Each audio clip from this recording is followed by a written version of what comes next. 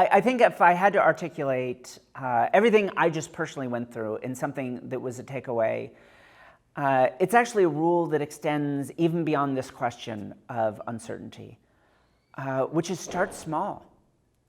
Start with things that feel like maybe even just trivial parts of your life. Start with small experiences of uncertainty, but genuine ones.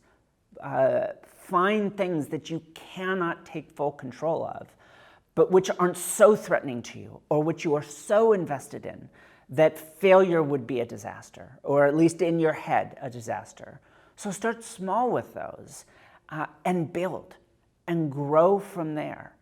I think one of the things that's really clear from our research, and again covers huge numbers of data points across millions of people, is that those few that really break through this, that are able to find that they can reach some point of creative honesty and comfort with uncertainty, it isn't just because one day they literally tore this enormous Band-Aid off or took all the pads off and just went out there without protection.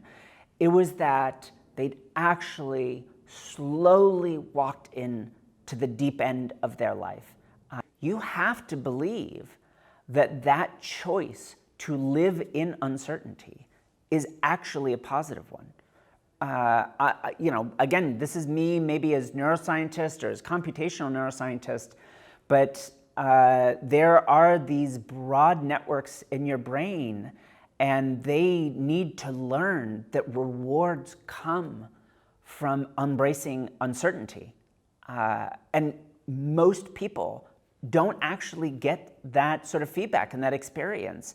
If you're with a group of people that are giving you extremely immediate and negative feedback, then one thing is clear: you're in a social situation which is never going to help you become the person that you wanted to be.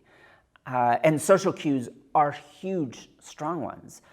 But we do a lot of what you might call social engineering, genuinely working with groups to create lived experiences with the absolute intention of shaping people's, essentially, the sort of reward structure of their brain. And it's hard work, but it doesn't necessarily require some fancy person with a bunch of fancy degrees and an elaborate theory of how it all works for you to take some ownership of the idea that if I want to become comfortable with uncertainty, one thing that therefore is required is that I spend some time in uncertainty, that I actually engage with it,